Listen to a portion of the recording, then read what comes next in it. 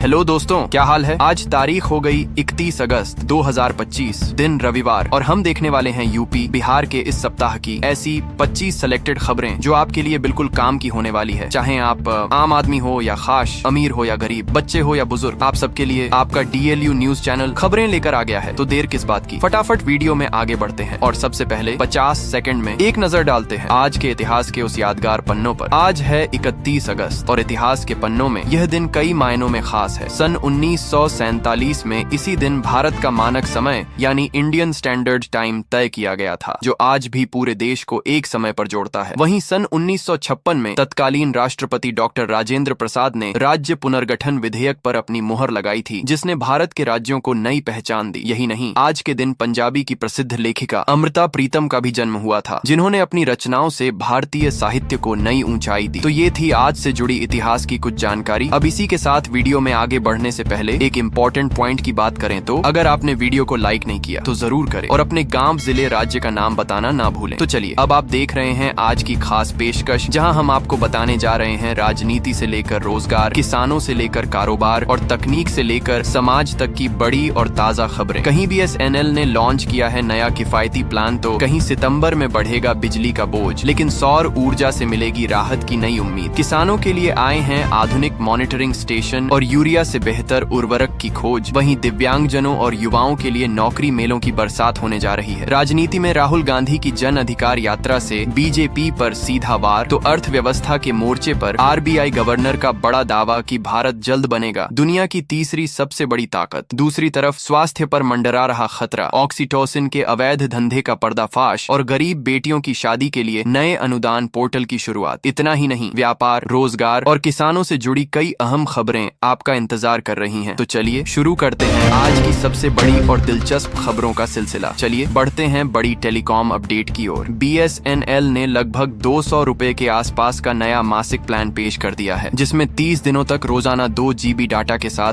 Unlimited calling और रोज 100 संदेश का लाभ दिया जा रहा है। बजट पर नजर रखने वाले उपभोक्ताओं के लिए यह पैक किफायती विकल्प बन सकता है, खासकर निजी कंपनियों के महंगे प्लान्स के बीच। कंपनी का फोकस कम दाम में काम का डाटा और कॉलिंग उपलब्ध कराना है, ताकि आम उपयोगकर्ता बिना जेब पर ज्यादा बोझ डाले जुड़े रहें। ये प्लान छोटे शहरों और कस्बों में भी कनेक्टिविटी का भरोसा बढ़ाता है। यानी साफ है, BSNL फिर से सस्ते और उपयोगी पैक्स के जरिए ग्राहकों को अपनी तरफ खींचना चाहता है। इसी के साथ बढ़ते हैं उत्तर प्रदेश के बिजली बिल की तरफ। इस बार सितंबर में मिलने वाले अगस्त माह के बिल में जून का ईंधन अधिभार जोड़कर वसूला जाएगा और उपभोक्ताओं पर लगभग 2.34% अतिरिक्त बोझ आएगा। अनुमान है कि कंपनियां कुल मिलाकर 184.41 करोड़ रुपए अतिरिक्त वसूलेंगी, जबकि उपभोक्ता परिषद का दावा है कि कंपनियों पर उपभोक्ताओं के 33,122 करोड़ रुपए सरप्लस हैं। ऐसे में समायोजन वहीं से हो। उल्लेखनीय है कि मई माह का ईंधन अधिभार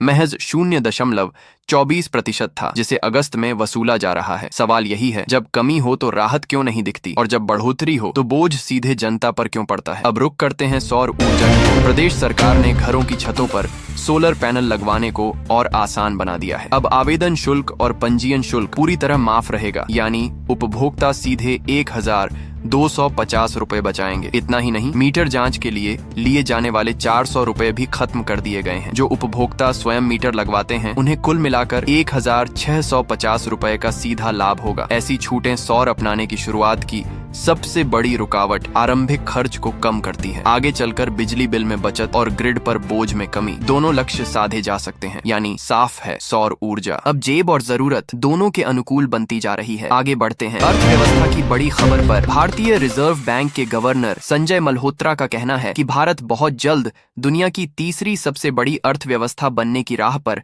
तेजी से आगे बढ़ रहा है। उनका जोर वित्तीय समावेशन, खासकर प्रधानमंत्री जन धन योजना के प्रभाव और महिलाओं की भागीदारी पर रहा, जिसने विकास की रफ्तार को नया ईंधन दिया है। हालिया आकलनों में चालू वित्त वर्ष के लिए सकल घरेलू उत्पाद की वृद्धि दर को लगभग 6.5% के आसपास माना गया है, जो इस दावे को आधार देती है। संदेश स्पष्ट है, नीतिगत निरंतरता, बुनियादी ढांचे में निवेश और डिजिटल भुगतान का विस्तार मिलकर भारत की विकास यात्रा को अगले पायदान पर ले जा रहे हैं। अब नजर इस बात पर रहेगी कि हम कितनी जल्दी उस तीसरे स्थान पर मजबूती से टिकते हैं। अपन लोग वीडियो में आगे बढ़ेंगे और बात करेंगे रोजगार समावेशन की। उत्तर प्रदेश सरकार ने दिव्यांग जनों के लिए बड़ा निर्णय लिया है। अब प्रदेश के हर जिले में विशेष रोजगार मेले लगाए जाएंगे ताकि कौशल के अनुरूप अवसर घर के जिले में ही मिल सकें। प्रशिक्षण प्रदाता कंपनियों को निर्देश दिए गए हैं कि कौशल विकास कार्यक्रमों में दिव्यांगजनों को प्राथमिकता दें और जागरूकता अभियान चलाकर अधिक से अधिक उम्मीदवारों तक पहुंचा जाए। उद्योगों से समन्वय कर उपयुक्त पदों पर तैनाती का प्रयास भी तेज होगा। यह पहल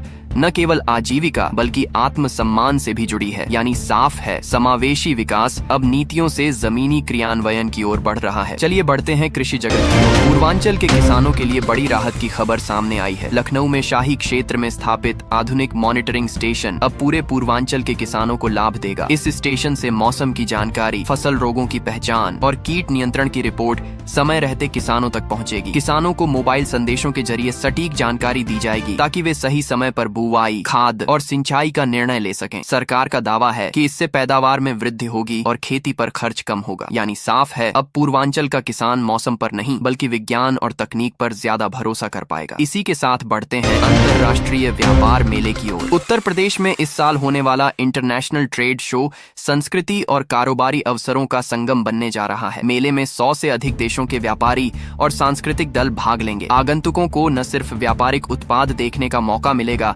बल्कि लोक नृत्य, लोक संगीत और कारीगरी की झलक भी देखने को मिलेगी। सरकार का कहना है कि इससे राज्य की छवि वैश्विक स्तर पर और मजबूत होगी और छोटे व्यापारियों को अंतर्राष्ट्रीय बाजार में अपनी पहचान बनाने का अवसर मिलेगा। यानी साफ है, यह मेला कारोबार और संस्कृति दोनों का अनोखा संगम बनने वाला है। अब रुक करते हैं राजनीति की ओर। कांग्रेस नेता राहुल गांधी ने उत्तर प्रदेश से जन अधिकार यात्रा शुरू कर दी है। इस यात्रा के जरिए वे आम जनता से जुड़ने और संगठन को मजबूत करने का प्रयास कर रहे हैं। राहुल गांधी ने भारतीय जनता पार्टी पर जमकर निशाना साधा और जनता से सीधा संवाद किया। उनका कहना है कि बेरोजगारी और महंगाई सबसे बड़ा मुद्दा है और कांग्रेस इसका समाधान लेकर आएगी। यात्रा के दौरान हर जिले में कार्यकर्ताओं को जोड़ा जाएगा और संगठन को जमीनी स्तर पर सक्रिय किया जाएगा। यानी साफ है, राहुल गांधी की यह यात्रा सीधे बीजेपी की नीतियों को चुनौती देने का प्रयास है। आगे बढ़ते हैं सेहत से जुड़ी खतरनाक खबर की ओर। उत्तर प्रदेश और बिहार में ऑक्सीटोसिन इंजेक्शन का अवैध धंधा तेजी से बढ़ रहा है। हाल ही में करोड़ रुपए से अधिक कीमत की खेप पकड़ी गई है, जिसे दूध, सब्जियों और फलों में मिलाकर इस्तेमाल किया जा रहा था। यह इंजेक्शन सेहत के लिए बेहद हानिकारक है और लंबे समय तक इसका सेवन शरीर को गंभीर बीमारियों से जकड़ सकता है। पुलिस ने इस मामले में 4 लोगों को गिरफ्तार किया है और जांच जारी है। यानी साफ है, जहरीले रसायनों के सहारे मुनाफा कमाने का खेल आम जनता की सेहत से खिलवाड़ बनता जा रहा है। अब चलते हैं सामाजिक सरोकार से जुड़ी पहल की ओर। उत्तर प्रदेश सरकार ने गरीब बेटियों की शादी के लिए नया विवाह अनुदान पोर्टल शुरू किया है। इस पोर्टल पर आवेदन करने से लाभार्थियों को सीधे उनके खाते में अनुदान की राशि भेजी जाएगी। पहले आवेदन प्रक्रिया में दिक्कतें आती थीं, लेकिन अब डिजिटल पोर्टल से काम आसान हो गया है। सरकार का कहना है कि यह पहल बेटियों की शादी के बोझ को कम करेगी और पारदर्शिता भी सुनिश्चित करेगी। यानी साफ है, तकनीक की मदद से अब गरीब बेटियों को शादी में आर्थिक सहारा मिलना और भी आसान हो गया है। इसी के साथ बढ़ते हैं फिर से बिजली बिल के बोझ की ओर। सितंबर के बिल में उपभोक्ताओं को ईंधन अधिभार की वजह से अतिरिक्त रकम चुकानी पड़ेगी। ऑनलाइन बिल भुगतान करने वालों को भी राहत नहीं मिलेगी क्योंकि अधिभार हर उपभोक्ता पर लागू होगा। बिजली कंपनियां कह रही हैं कि लागत बढ़ने की वजह से यह कदम उठाना पड़ रहा है। उपभोक्ताओं का कहना है कि पहले से ही महंगाई बढ़ी हुई है और अब बिजली बिल ने परिवार की जेब पर और बोझ डाल दिया है। सवाल यही है कि कब जनता को बिजली के दामों में सच्ची राहत मिलेगी। अब बढ़ते हैं जंगलों से निकलकर आबादी तक पहुंच रहे जानवरों की दहशत की ओर। उत्तर प्रदेश के अलग अलग इलाकों में बाघ और तेंदुए के हमलों से लोग दहशत में हैं। हाल ही में 7 लोग इन हमलों में घायल हो गए हैं। वन विभाग की टीमें लगातार गश्त कर रही हैं, लेकिन ग्रामीण इलाकों में डर का माहौल बना हुआ है। विशेषज्ञों का कहना है कि जंगलों में भोजन और जगह की कमी के कारण जंगली जानवर आबादी की ओर आ रहे हैं। यानी साफ है, इंसान और जानवर के बीच की दूरी घट रही है और यह संघर्ष अब चिंता का गंभीर कारण बन गया है। चलिए बढ़ते हैं अंतर्राष्ट्रीय मंच की ओर। चीन में आयोजित शंघाई सहयोग संगठन यानी SCO सम्मेलन पर दुनिया की नजरें टिकी हुई हैं। है। इस संगठन के सदस्य देशों की सामूहिक अर्थव्यवस्था और जनसंख्या ताकत इतनी बड़ी है कि यह दुनिया की कुल आबादी का लगभग आधा हिस्सा और वैश्विक उत्पादन का बड़ा हिस्सा कवर करता है। विशेषज्ञ मानते हैं कि ऊर्जा, व्यापार और सुरक्षा के मुद्दों पर SCO एक मजबूत ध्रुव बन चुका है। भारत की इसमें अहम भूमिका है क्योंकि यह मंच एशियाई देशों को एक साझा आवाज देता है। यानी साफ है, SCO अब महज संगठन नहीं बल्कि वैश्विक राजनीति और अर्थव्यवस्था में बड़ी शक्ति के तौर पर उभर रहा है। अब रुक करते हैं बरेली की ओर। यहाँ हरियाणा से लाई गई शराब पीने के बाद 2 किसानों की मौत हो गई और तीसरे किसान की हालत गंभीर बनी हुई है। परिवार का कहना है कि शराब पीते ही उनकी तबीयत बिगड़ गई और अस्पताल ले जाने के बावजूद जान नहीं बचाई जा सकी। पुलिस ने मामले की जांच शुरू कर दी है और संदिग्ध शराब सप्लाई चेन पर निगरानी बढ़ा दी गई है। यह घटना नकली शराब के कारोबार की पोल खोलती है जिसने पहले भी कई घर उजाड़े हैं। सवाल यही है, कब तक जहरीली शराब मौत का जरिया बनती रहेगी और कब इस पर पूरी तरह अंकुश लगेगा। आगे बढ़ते हैं मेरठ की राजनीति की ओर। कांग्रेस ने उत्तर प्रदेश की बिगड़ती कानून व्यवस्था को लेकर राज्य सरकार पर हमला बोला है। पार्टी नेताओं का कहना है कि महिलाओं पर अत्याचार,